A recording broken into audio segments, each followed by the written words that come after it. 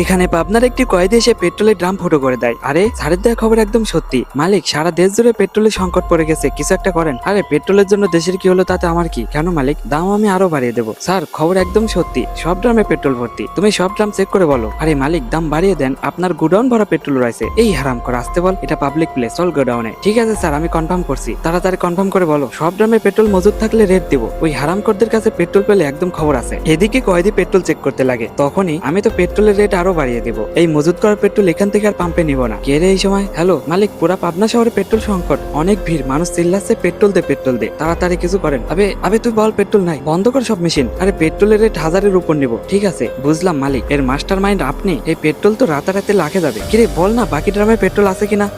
এই আওয়াজ কোথা থেকে আসছে? এই দাঁড়া চুপ। স্যার একটু চুপ করেন, আমি ধরা পড়ে যাব। আর হ্যাঁ, এখানে সব ড্রামে পেট্রোল ভরা আছে। ইয়েস, আমরা এখনই রেট দেবো, তাড়াতাড়ি টিম ডাকো। এই হারামখোর, কে তুই আর কাকে ইনফরমেশন দিচ্ছিস? না, আমি থানা থেকে পালিয়েছি, আর আমি এখানে লুকিয়ে আছি। সত্যি করে বল, তুই কার হয়ে কাজ করছিস? বল হারামখোর।